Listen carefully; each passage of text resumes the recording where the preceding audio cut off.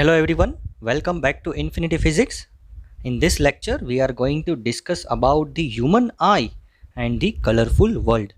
यानी कि हम हमारी आई से ये कलरफुल वर्ल्ड को कैसे देखते हैं और ये जो कलरफुल वर्ल्ड है उसमें कौन कौन से फेनोमेना हैं और वो कैसे होते हैं। जैसे कि रेनबो होता है, स्काई हमें ब्लू दिखता है, सनसेट और सनराइज रेड कलर के होते हैं।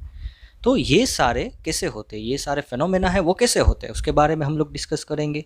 फिर ये जो हमारी ह्यूमन आई है यानी कि जो हमारी आँख है, वो आँख के कौन कौन से पार्ट्स है और उस पार्ट्स के कौन से फंक्शन से क्या फंक्शंस करते हैं वो हम देखेंगे।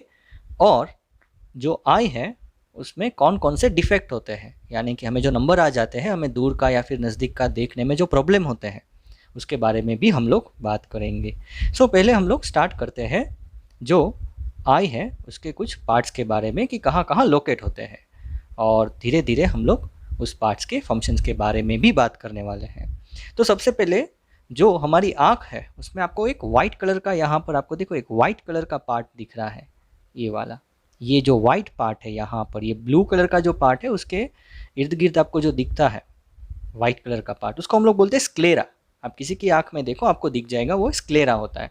और वो जो स्क्लेरा होता है वो पूरी आँख में देखो यहाँ से लेके पूरा यहाँ तक फैला होता है। और स्क्लेरा क्या होता है, सिंपल जो वाइट पार्ट होता है, और वो थोड़ा हार्ड होता है ताकि अगर हमारी आँख में कुछ भी लगता है तो उससे कुछ मैकेनिकल इंजरी, यानी कोई मैकेनिकल इंजरी होती है, यानी कोई शॉक लगता है, किसी का हाथ लग जाता है या फिर आप किसी चीज़ से खेल रहे हो तो आँख पे लग जाती है, तो उसको मैकेनिकल इंजरी बोलते हैं। तो वो जो मैकेनिकल इंजरी है, जो शॉक लगता है, तो ये जो हमारी जो आई है यानी जो स्क्लेरा है उस शॉक को वो एब्जॉर्ब कर लेता है। यानी जो आई के अंदर बहुत सारे पार्ट्स होते हैं उस पार्ट्स को वो नुकसान नहीं होने देता है। फिर अगर आप स्क्लेरा के नीचे देखो तो आपको यहाँ पर देखने को मिलेगा, स्क्लेरा के नीचे आपको देखने को मिलेगा कोरॉइड। तो ये है हमारा कोरॉइड स्क्लेरा के नीचे, और कोरॉइड के नीचे है रेटिना। अभी ये कोरॉइड क्या होता है, तो कोरॉइड एक मेम्ब्रेन है जिसमें ब्लड वेसल्स होती है, ब्लड कैपिलरीज होती है, जो हमारी आई में ब्लड को लाने और ले जाने के लिए काम करती है। और उसके नीचे होता है रेटिना जो कि हमारी आई की स्क्रीन होती है। सारे फंक्शंस हम लोग नेक्स्ट स्लाइड में अच्छे से देखने वाले हैं। अभी जस्ट मैं आपको लोकेशन दिखा रहा हूँ कि कौन से पार्ट से कहाँ पर लोकेट किए गए हैं। तो ये जो नीचे वाला पार्ट आपको दिख रहा है ये पूरा हमारा रेटिना है। फिर उसके ऊपर का जो पार्ट है ये वाला वो है कोरॉइड, और उसके ऊपर है वो स्क्लेरा है जिसको हम लोग बोलते हैं वाइट पार्ट ऑफ द आई।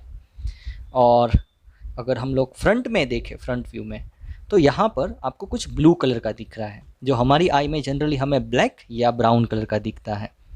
तो जो ब्लैक या ब्राउन या फिर ब्लू कलर का जो होता है, यानी कि हमारी आई का जो कलर हम लोग बोलते हैं उसको हम लोग बोलते हैं आइरिस। तो आइरिस है वो एक विंडो है हमारी आई के लिए, राइट, जो विंडो क्लोज एंड ओपन होती है। तो उस आइरिस है वो एक डायफ्राम भी बोलते हैं, जो ओपन एंड क्लोज होता है, राइट, जो खुल सकता है। तो जो डायफ्राम है यानी कि जो आइरिस है उसके बीच में यहाँ पर हमें एक होल दिखता है, उस होल को हम लोग बोलते हैं प्यूपिल। तो प्यूपिल कोई ऑर्गन नहीं है, प्यूपिल तो एक होल है जिस होल से आई के अंदर जो लाइट है वो एंटर होती है। तो यहाँ पर हमारे पास स्क्लेरा है, स्क्लेरा के यहाँ पर आपको जो ब्लू दिख रहा है वो है आइरिस, और आइरिस के सेंटर में एक होल होता है जिसको हम लोग प्यूपिल बोलते हैं। फिर अगर हम यहाँ पर आए तो ये जो आइरिस है, ये वाला जो होल है, होल के पीछे आप देखो तो एक लेंस होती है। वो लेंस यानी कोई ग्लास का टुकड़ा नहीं होता है, वो लेंस होता है कोई फाइब्रस मटेरियल, वो क्रिस्टलाइन लेंस होता है। यानी कि वो जो लेंस है वो लेंस फ्लेक्सिबल होता है। जैसे आप वो जेली चॉकलेट आती है ना, तो उसको दबाते तो कैसे वो फ्लेक्सिबल हो जाती है, राइट, एकदम सॉफ्ट होती है। तो वैसे ही हमारा जो आई लेंस है वो कुछ प्रोटीन से बना हुआ होता है और वो फ्लेक्सिबल होता है और ट्रांसपेरेंट होता है, जो रेज को रिफ्रैक्ट करके यहाँ पर फोकस करता है। जो रेटिना है यहाँ से कुछ रेज आते हैं, उस रेज को ये जो रेटिना है, ये जो आई लेंस है वो रेटिना पर फोकस करता है, राइट। तो रेटिना जो हमारी आई की स्क्रीन है, तो उसके भी फंक्शंस हम लोग देखेंगे। लेकिन ये जो हमारा आई है, तो आई के एग्जैक्ट ऊपर यहाँ पर एकदम फ्रंट में एक पतला सा लेयर होता है। अगर आप आई में देखो तो आपको पता चलेगा एकदम पतला सा लेयर होता है। वो जो पतला सा लेयर है वो ट्रांसपेरेंट लेयर है, उसको हम लोग बोलते हैं कॉर्निया, राइट। तो कॉर्निया का भी फंक्शन हम लोग नेक्स्ट स्लाइड में देखेंगे। फिर यहाँ पर ये जो कॉर्निया है और ये जो लेंस है, ये पूरे सिस्टम के बीच में यहाँ पर एक फ्लूइड भरा होता है, एक थोड़ा सा डेंस फ्लूइड भरा होता है। उस फ्लूइड को हम लोग बोलते हैं एक्वेस ह्यूमर, जो कि फ्लूइड यानी लिक्विड होता है। फिर ये सस्पेंसरी लिगामेंट्स, यहाँ पर है सस्पेंसरी लिगामेंट्स, और सस्पेंसरी यानी कि जहाँ पर हमारी आई सस्पेंडेड है, और उस सस्पेंडरी लिगामेंट से कनेक्ट होती है हमारी सिलियरी मसल्स। ये जो है, ये आपको दिख रही है, वो है हमारी सिलियरी मसल्स, ये वाली। तो मसल्स का काम क्या होता है? स्ट्रेच करना। जैसे हम लोग किसी चीज़ को उठाते हैं तो मसल्स का शेप जो होता है वो चेंज होता है, आपने क्लास 9 में भी पढ़ा होगा। तो ये जो मसल है वो मूवमेंट्स है, यानी वो कभी खींचती है, कभी कॉन्ट्रैक्ट होती है, तो वो आई लेंस का शेप चेंज करती है, क्योंकि आई लेंस तो फ्लेक्सिबल है, और जो रेज है उसको रेटिना पर फोकस करने में हेल्प करती है। आगे हम लोग देखने वाले हैं उसके फंक्शंस। फिर हम लोग यहाँ पर देखें तो कुछ फोविया लिखा है। तो फोइवा तो क्या होता है? वो आई के अंदर एक ऐसा पार्ट होता है कि जहाँ पर मैक्सिमम सेंसिटिविटी होती है, यानी कि अगर कोई भी ऑब्जेक्ट है यहाँ पर, अगर उसका इमेज यहाँ पर पड़ता है तो वो हमें एकदम शार्प, एकदम HD में दिखेगा, राइट। तो वो एक पॉइंट होता है। फिर यहाँ पर होता है ऑप्टिक नर्व, यहाँ पर आप देख सकते हैं ऑप्टिक नर्व। तो ऑप्टिक नर्व यानी क्या काम करता है? तो ऑप्टिक यानी लाइट। तो जो भी लाइट के सिग्नल्स आते हैं, उस सिग्नल्स को ये जो ऑप्टिक नर्व है वो ब्रेन के पास लेके जाता है इलेक्ट्रिकल सिग्नल्स के फॉर्म में। और ऑप्टिक नर्व के पास यहाँ पर एक ब्लाइंड स्पॉट होता है जो दिखाया नहीं गया है, ब्लाइंड स्पॉट। तो ब्लाइंड स्पॉट क्या करता है? ब्लाइंड स्पॉट पे कोई सेल्स या कुछ नहीं होता है, कॉन्स और रोड्स नाम के सेल आते हैं जो जनरली रेटिना में होते हैं। तो ये जो सेल्स है वो लाइट को सेंस करते हैं। तो ब्लाइंड स्पॉट एक ऐसा स्पॉट है, एक ऐसी जगह है कि जहाँ पर आपको अगर लाइट वहाँ पर गिरती है तो आपको कुछ भी नहीं दिखेगा, राइट। तो अभी हम लोग आगे के कुछ पार्ट्स को डिस्कस करते हैं। हाँ, और यहाँ पर एक लिक्विड भरा होता है इसके अंदर, जिस लिक्विड को हम लोग बोलेंगे विट्रियस ह्यूमर। जैसे आप बलून लो और बलून में आप पानी भरो तो क्या होता है? बलून एक स्फेरिकल फॉर्म में आ जाते हैं। तो यहाँ पर हमारी आई को शेप देने के लिए उसमें विट्रियस ह्यूमर नाम का जो लिक्विड है वो भरा होता है। तो अभी हम लोग देखते हैं next slide. So next slide में हमारे पास है स्क्लेरा, जिसका फंक्शंस हम लोग देखेंगे। तो हमारा जो आईबॉल है, बेसिकली पूरा आईबॉल, ये वाला पूरा आईबॉल, ये जो आईबॉल है वो जनरली उसका जो डायामीटर है वो 2.3 सेंटीमीटर का अप्रॉक्सीमेटली होता है। और जो ह्यूमन आई है which acts like a camera, और it reflects light through a natural convex lens made up of transparent living material and enable us to see things around us. यानी कि जो हमारा आई लेंस है वो light को reflect करता है, और हमारा जो ह्यूमन आई है वो, यानी कि हमारी आई है, वो एज ए कैमरा एक्ट करती है। सो आई बॉल के जो सबसे ऊपर के जो पार्ट्स है, यानी कि स्क्लेरा, जिसको हम लोग बोलते हैं आउटर वाइट लेयर, वो क्या करती है? तो maintains the shape of the eye and muscle attach control eye movement. तो यहाँ पर एक फंक्शंस में थोड़ा लिखना भूल गया हूँ कि वो हमें कुछ मैकेनिकल इंजरीज से प्रोटेक्ट भी करती है, यानी कुछ शॉक लगता है, कुछ मीन शॉक यानी हमें कुछ आँख में लगता है तो उससे वो हमें प्रोटेक्ट करती है कि आई के अंदर के पार्ट्स को इंजरी ना हो। और आप देख सकते हैं कि यहाँ पर कुछ मसल्स लगे हुए हैं। तो वो मसल्स क्या करते हैं? जैसे हम लोग, ये हमारा जो आई बॉल है उसको हम लोग मूवमेंट करते हैं, तो मूवमेंट कैसे होता है? तो जो मसल्स है वो स्क्लेरा के साथ अटैच हुए होते हैं, तो वो स्क्लेरा को यहाँ से ऐसे पुल करेंगे। तो जैसे ये मसल्स है स्क्लेरा को पुल करते हैं तो हमारी आई है वो ऐसे टर्न होती है, राइट। तो वहाँ पर मसल्स लगे होते हैं जो स्क्लेरा को टर्न करते हैं, यानी हम लोग साइड में देख सकते हैं। फिर कॉर्ड, जैसे कि मैंने बोला, उसमें ब्लड वेसल्स होते हैं। नेक्स्ट है कॉर्निया, जो हमारी आगे की जो आई है उसकी एग्जैक्ट फ्रंट में एक वाइट लेयर होती है एकदम स्टार्ट में। So cornea is a transparent thin membrane on the front surface of the eye through which light enters the eye. यानी कि लाइट जब भी हमारी आँख में एंटर होती है तो सबसे पहले वो कॉर्निया के थ्रू पास होती है। अभी वो आई में जस्ट एंटर, आई के अंदर एंटर नहीं हुई है, यानी रेटिना तक नहीं पहुंची है। रेटिना तक पहुंचने से पहले आई को और 2-3 चीज़ से जाना होता है, सॉरी लाइट को 2-3 चीज़ से जाना होता है। तो अभी जस्ट एंटर हुई है और वो एंटर कॉर्निया के थ्रू होती है। Most of the refraction of light rays entering the I occurs at the outer surface of the cornea. यानी कि अगर हम लोग परसेंटेज वाइज बात करें कि अगर 100% लाइट आती है तो उसमें से 60%, 54-60% जितनी जो लाइट है वो कॉर्निया ही रिफ्रैक्ट कर देता है। यानी कि यहाँ पर जो कॉर्निया है वो कॉर्निया ही लाइट को पहले से रिफ्रैक्ट कर देता है। तो आपने चैप्टर 10 में पढ़ा है जो रिफ्लेक्शन एंड रिफ्रैक्शन है कि कैसे रिफ्रैक्शन होता है, राइट। तो सबसे पहले जो मैक्सिमम रिफ्रैक्शन लाइट का होता है वो यहाँ से स्टार्ट हो जाता है, कॉर्निया से, फिर अंदर एंटर होता है। It is also called the aperture of the eye. चलो अभी नेक्स्ट बात करते हैं iris and pupil. Iris and pupil generally एक ही साथ हम लोग बात करेंगे। तो जो प्यूपिल है, जैसे मैंने पहले बोला था कि जो प्यूपिल है वो होल होता है which is located at the centre of the iris, iris के सेंटर में लगा होता है।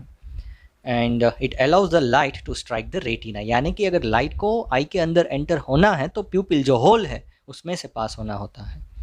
The colored part of the eye which helps to regulate the amount of light entering the eye। तो हमारा जो आइरिस है, तो यहाँ पर मुझे आइरिस लिखना था, मैं भूल गया हूँ, यहाँ पर मुझे लिखना है आइरिस। तो हमारा जो आइरिस है वो क्या है, the coloured part of the eye. यानी कि अगर मेरी आई ब्लैक है तो जो आइरिस है उसकी वजह से हमारी जो आई है वो ब्लैक होती है, या फिर ब्लू या फिर ब्राउन। तो जो कलर्ड पार्ट है आई का उसको हम लोग आइरिस बोलते हैं। और जो आइरिस है वो अमाउंट ऑफ लाइट को कंट्रोल करता है कि कितनी लाइट आई के अंदर जानी चाहिए। जैसे कि अगर आपने बिल्ली को देखा होगा कि जैसे रात होती है तो उसकी जो आई है वो बड़ी हो जाती है। क्यों? क्योंकि अभी डिम लाइट है। तो डिम लाइट है तो देखने के लिए हमें अभी ज़्यादा लाइट की ज़रूरत है। तो जो आई है, जो हमारा जो प्यूपिल है, यहाँ पर देखो जो प्यूपिल है वो एक्सपांड हो जाता है। तो प्यूपिल अगर एक्सपांड यानी कि प्यूपिल बड़ा हो गया तो ज़्यादा से ज़्यादा लाइट अंदर जाएंगी और देखने में हेल्प होगी। अगर हम हमारी बात करें तो सेम हमारे साथ भी ऐसा होता है। आप देख सकते हो, कोई फ्लैश लाइट ले लो मोबाइल की और विथ केयरफुल, हाँ एक साथ अगर आपको आई में फ्लैश लाइट नहीं डालनी है, आप फ्लैश लाइट लो, आई से थोड़ी दूर रखो और आप मिरर में झाँके देखो। जैसे ही आप फ्लैश लाइट को आई पर फोकस करते हैं, यानी आपको इतना फोकस नहीं करना कि डैमेज हो, तो आप देखेंगे कि हमारा जो प्यूपिल है, यहाँ पर आप देख सकते हो कि जो प्यूपिल है वो कितना छोटा हो गया है। देखो ये प्यूपिल है कितना छोटा हो गया है। तो जब भी ब्राइटनेस बहुत ज़्यादा होती है तो जो प्यूपिल है वो छोटा हो जाता है, क्योंकि इतनी सारी लाइट है, हमें नहीं चाहिए, हमें थोड़ी लाइट चाहिए। तो प्यूपिल है वो छोटा हो जाता है। और प्यूपिल को कौन कंट्रोल करता है? आइरिस। फिर अगर लाइट की अमाउंट लो है, यानी कि डिम लाइट है, अंधेरा है, तो हमारा जो प्यूपिल है वो बड़ा हो जाता है। तो अभी प्यूपिल की साइज को कौन कंट्रोल करता है? Iris, right. So when there is a bright light the iris closes the pupil. अगर ब्राइट लाइट है तो आइरिस है प्यूपिल को बंद कर देगा to let in less light. And when there is low light the iris opens up. तो यहाँ पर लिखा है कि ये टेबल में भी लिखा है कि जो रेगुलेटिंग अमाउंट ऑफ लाइट कौन करता है? Iris and प्यूपिल। तो जो हमारी कलर्ड रिंग है वो आइरिस है और जो ब्लैक सेंटर है वो प्यूपिल है। फंक्शंस क्या है? तो आइरिस है open and closes to control the amount of light entering the eye, और प्यूपिल क्या है? जो होल होता है आई में। ओके, सो अभी हम लोग देखते हैं नेक्स्ट, द क्रिस्टलाइन लेंस। यानी हमारी जो आई है उसमें एक लेंस है जो रेज को फोकस करती है, राइट। अगर मैं यहाँ से 25 सेंटीमीटर या फिर 30 सेंटीमीटर 40 सेंटीमीटर दिखता हूँ और फिर यहाँ से बहुत दूर मून पे भी देखता हूँ, क्योंकि मून मुझे दिखता है यहाँ से, फिर यहाँ से 100-150 मीटर पर कुछ एक गाड़ी खड़ी है उसको देखता हूँ, तो क्या होता है, राइट। तो हमारी जो आई है वो उसकी फोकल लेंथ एडजस्ट करने लगती है। आपको पता है ना, जैसे आप ऑब्जेक्ट का डिस्टेंस चेंज करते हैं, चैप्टर 10 में आपने पढ़ा है कि जैसे आप ऑब्जेक्ट का डिस्टेंस चेंज करते हैं इमेज का भी डिस्टेंस चेंज होता है। लेकिन यहाँ पर तो जो हमें इमेज लाना है वो कहाँ पर लाना है? वो फिक्स ही है। ये वाला जो डिस्टेंस होगा, ये वाला, ये इमेज डिस्टेंस है, तो इमेज डिस्टेंस तो फिक्स रहता है और ऑब्जेक्ट है उसका डिस्टेंस हम लोग बढ़ाते जाते हैं। तो यहाँ पर क्या होता है, इक्वालिटी को मेंटेन करने के लिए, यानी कि इमेज को रेटिना पर फोकस करने के लिए जो आई लेंस है वो अपनी फोकस को चेंज करता रहता है, जैसे कि जो इमेज है वो हमें परफेक्टली दिखे, यानी ऑब्जेक्ट हमें परफेक्टली दिखे। तो वो भी हम लोग बात करते हैं कि कैसे होता है, जिसको हम लोग पावर ऑफ अकोमोडेशन भी बोलेंगे या फिर अकोमोडेशन ऑफ द आई। तो the crystalline lens forms an inverted image of the object on the retina, यानी कि जब भी आई लेंस में से जब भी रेज पास होते हैं तो वो क्या करता है, एक इन्वर्टेड इमेज रेटिना पर फोकस करता है। तो देखो यहाँ पर हमारा ऑब्जेक्ट है और ये ऑब्जेक्ट में से कुछ रेज आते हैं। तो अगर मैं अच्छे से इसको डिस्क्राइब करना चाहूँ तो यहाँ पर हमारा एक कॉन्वेक्स लेंस है और उसमें से रेज गए और ऐसे यहाँ पर आ गए, फिर दूसरे रेज आए और वो भी यहाँ पर सपोज ये वाले, तो ये दोनों यहाँ पर मीट हो जाएंगे। या फिर हम लोग इसको ऐसे भी एज्यूम कर सकते हैं, थोड़ा मैं कलर चेंज कर दूँ तो हमें अच्छा रहेगा। सो ये वाला, ये है हमारी लेंस, ये है हमारा ऑब्जेक्ट। यहाँ पर एक्चुअली बहुत दूर है लेकिन स्क्रीन इतनी है तो मैं इतना ही ड्रॉ कर पाता हूँ। तो ये हो गया हमारा पैरेलल रे, यहाँ से निकलेगा यहाँ पर, फिर ये वाला सेंटर वाला। तो देखो यहाँ पर मुझे एक इन्वर्टेड इमेज मिलेगा। तो वो कौन, इसको इन्वर्ट कौन करता है और फोकस कौन करता है, लेंस।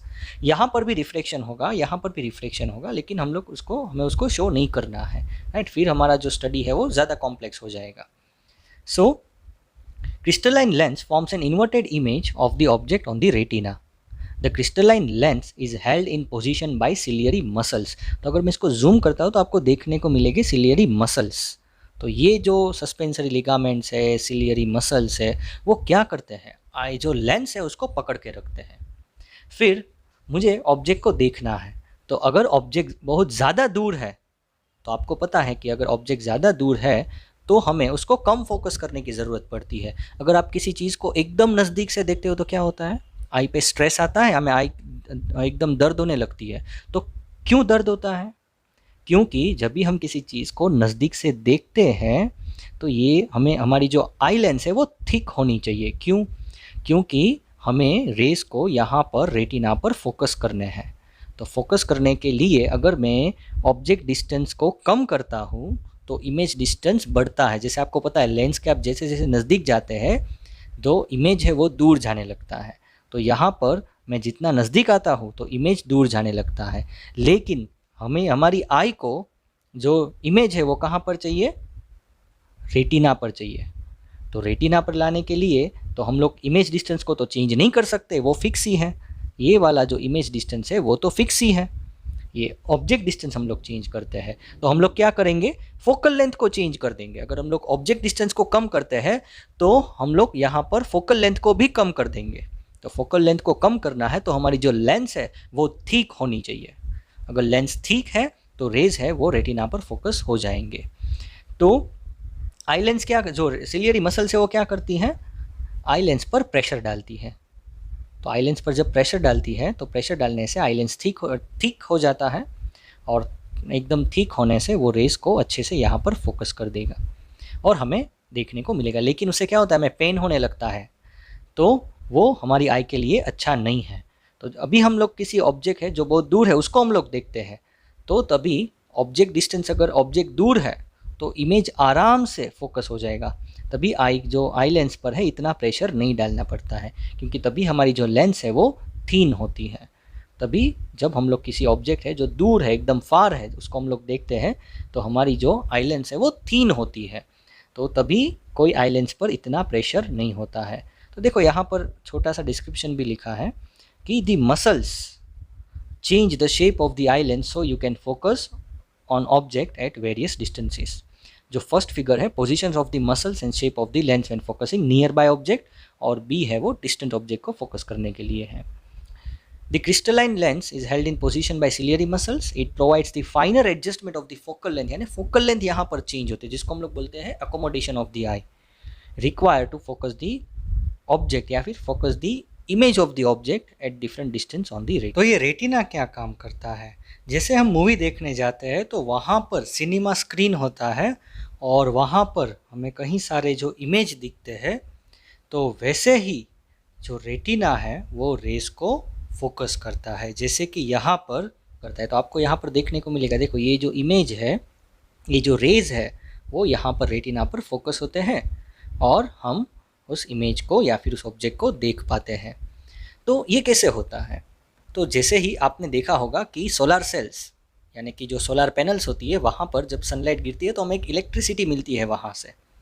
तो वैसे ही हमारी जो आई है उसमें भी सोलर सेल्स होते हैं यानी कि लाइट सेंसिटिव सेल्स, कि जब भी उस पर कोई लाइट गिरती है तो वो लाइट को सेंस करते हैं, उसमें से एनर्जी लेते हैं, उसमें से इलेक्ट्रिसिटी बनाते हैं। तो retina is a delicate membrane having large number of light sensitive cells, जैसे कि सोलर सेल्स होते हैं वैसे ही। It forms the inside surface of the rear part यानी पीछे का part of the eyeball where the light entering the eye is focus. तो वहाँ पर यानी कि जो रेटिना है वो एक ऐसा पार्ट है, एक ऐसी मेम्ब्रेन है जिसमें लाइट सेंसिटिव सेल्स है, और जो आई का जो पीछे का पार्ट है वहाँ की अंदर की वो एक मेम्ब्रेन है जहाँ पर लाइट फोकस होती है। और उसमें जो सेल्स होते हैं वो मेनली 2 टाइप्स के होते हैं। एक को हम लोग बोलते हैं रोड्स और दूसरे को हम लोग बोलते हैं कोन्स। तो रोड्स जनरली लाइट सेंसर्स होते हैं और जनरली उसकी जो संख्या है, नंबर्स है, गिनती है, वो अप्रोक्सीमेटली 120 मिलियन, हमारी आई में इतने सारे सेंसर्स होते हैं 120 मिलियन यानी कि 12 करोड़। तो देखो यहाँ पर दिखाए गए हैं, ये वाले हमारे रोड सेल्स है और कॉन सेल्स भी यहाँ पर लेबल किए गए हैं। और ये क्या करते हैं? नाइट विजन को रिस्पॉन्स करते हैं, detects black and white shades of the grey, यानी कि ये सिर्फ लाइट की इंटेंसिटी को मेज़र करते हैं कि कितनी लाइट आती है। और दूसरा जो काम होता है रोड्स का, मैंने यहाँ पर नहीं लिखा है, जो रोड्स है वो शेप को डिटरमाइन करते हैं कि जो लाइट आती है, जिस ऑब्जेक्ट में से जो लाइट आती है उस ऑब्जेक्ट का कैसा शेप है, उस शेप को ये जो रोड्स है वो सेंस करते हैं। तो अगर आपकी आई में अगर रोड्स की जो संख्या है वो कम है तो आपको देखने में प्रॉब्लम हो सकती है। और कहीं सारे को आपने देखा होगा कि कलर ब्लाइंडनेस है। तो कलर ब्लाइंडनेस क्यों होती है? तो जो कलर सेंस करता है वो जो सेल्स है उसको हम लोग बोलते हैं कोन सेल्स, जो कलर को डिटेक्ट करता है। तो अगर किसी को कलर ब्लाइंडनेस है यानी कि उसकी जो आई है उसमें कौन सेल्स की जो संख्या है वो बहुत ही कम है, यानी कि उसको देखने में प्रॉब्लम होगा, क्योंकि जो कलर को सेंस करता है वो तो उसकी आई में इतना है नहीं, राइट। सो 7 मिलियन होता है अप्रोक्सीमेटली। सो ये जो सेल्स है हमने उसके बारे में सिर्फ थोड़ा सा डिस्कशन किया है, ज़्यादा नहीं कर सकते क्योंकि वो हायर लेवल में आता है। सो अभी ये रोड्स एंड कॉन सेल्स करते क्या है?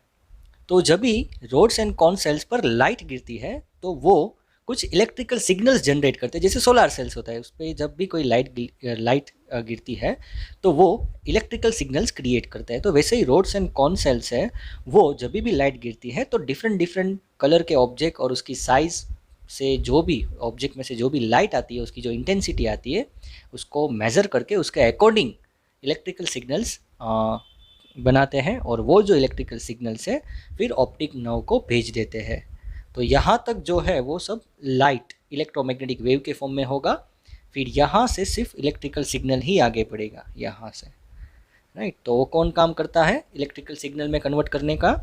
रेटिना में क्या होता है? Cones and rod sales.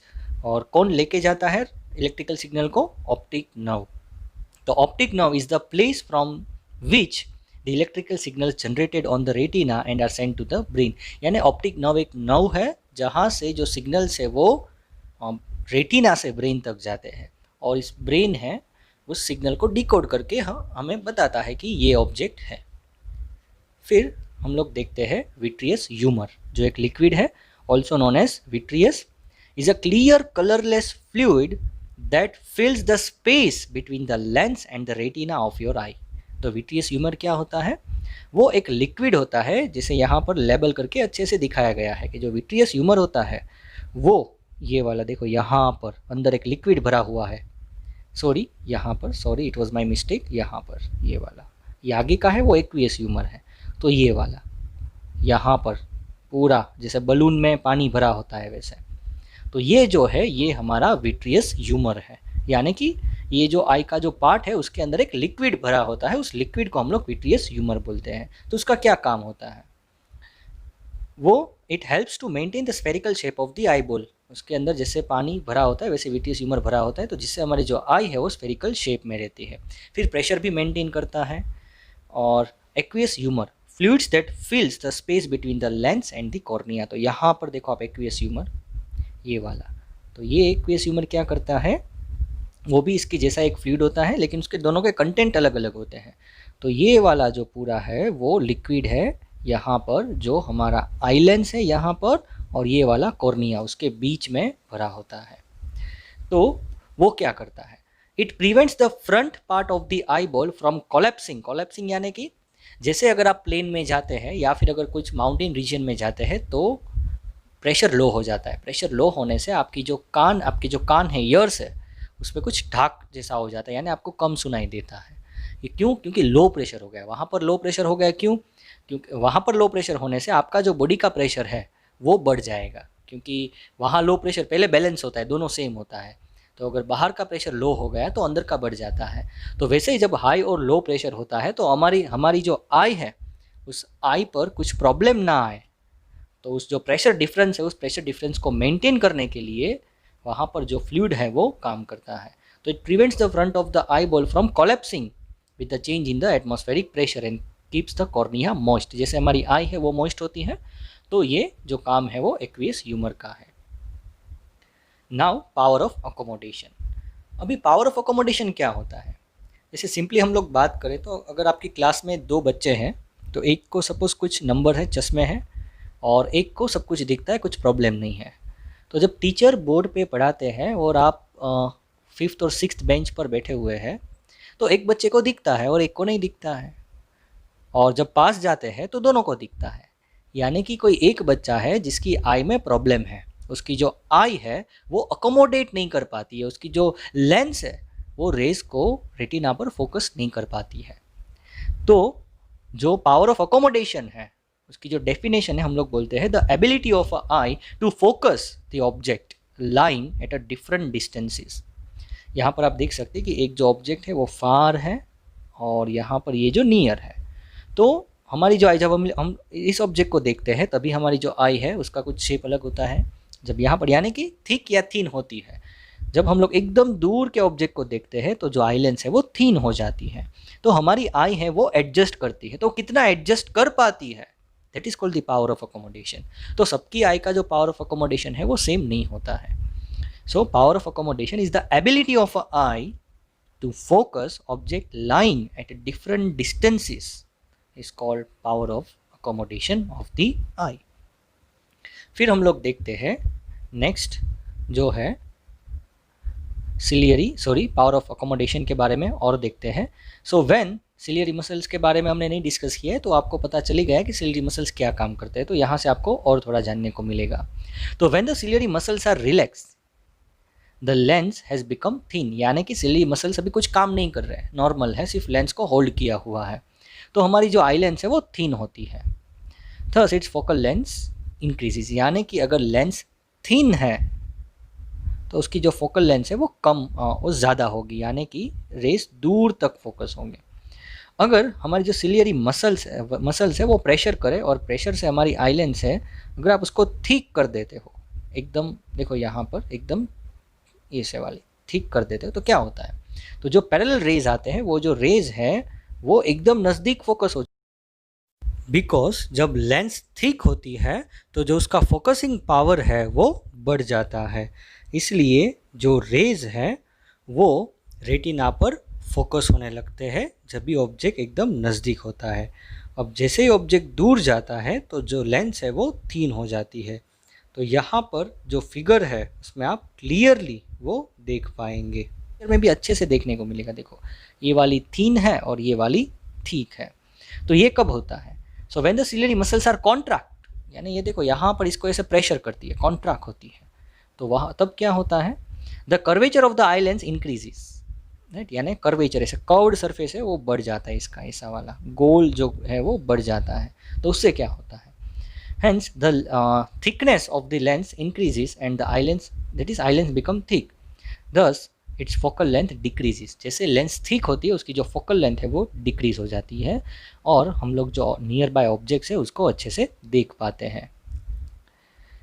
तो अगर आप किसी चीज़ को देखते हैं, अगर आप एकदम नज़दीक से देखते हैं तो जैसे हमने पहले डिस्कस किया कि हमारी जो आई है उस पर प्रेशर बनता है और प्रेशर से हमें आई में दर्द होता है। तो अगर आप किसी बुक को रीड करते हो या फिर अभी मेरा वीडियो देख रहे हो, तो अगर आपने जो मोबाइल है या फिर बुक है कोई एक डिस्टेंस पर रखा हुआ है और आप कंफर्टेबली उसको पढ़ पा रहे हो, right, that is called the near point. Near point क्या होता है कि इतना नज़दीक डिस्टेंस जहाँ पे आपकी आई पर कोई भी प्रेशर या फिर कोई पेन ना आए, विदाउट एनी प्रॉब्लम आप किसी चीज़ को अच्छे से देख पाते हो। नज़दीक से नज़दीक का डिस्टेंस वो आपका नियर पॉइंट हो गया। अगर आप वो डिस्टेंस से और नज़दीक लेते हो तो आपकी आई में पेन होना स्टार्ट हो जाएगा। So without any pain, without any problem, if you are seeing any object clearly at a nearest distance, then that nearest distance is called the least distance of distinct vision, और या फिर हम लोग बोलते हैं near point. तो यहाँ पर आप देख सकते हो ये जो है जनरली नॉर्मल ह्यूमन बींग होता है, नॉर्मल पर्सन होता है, उसका जो नियर पॉइंट होता है वो 25 सेंटीमीटर होता है, ये वाला।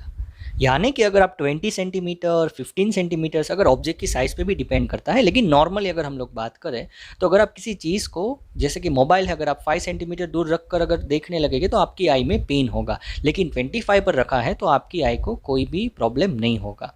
तो जो 25 सेंटीमीटर है वो लीस्ट डिस्टेंस है, नियरेस्ट डिस्टेंस है कि आपकी आई विदाउट एनी प्रॉब्लम अच्छे से उसको देख सके।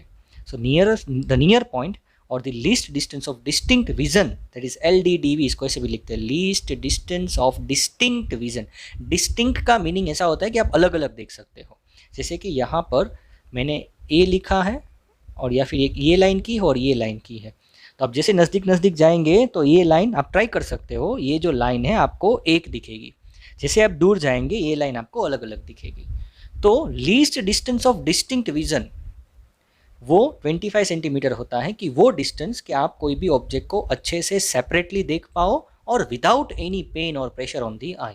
और फार पॉइंट क्या होता है कि farthest distance that you can see without any stress. देखो अभी मुझे एक प्रॉपर वर्ड मिल गया जिसको हम लोग बोलते हैं स्ट्रेस। तो यहाँ पर अगर नियर पॉइंट पे हम लोग बात करें तो nearest distance that you can see without any stress on the eye, eye पे कोई भी स्ट्रेस आए बगैर आप किसी चीज़ को देखते हैं तो वो जो डिस्टेंस है यानी नज़दीक वाला डिस्टेंस उसको हम लोग बोलते हैं नियर पॉइंट।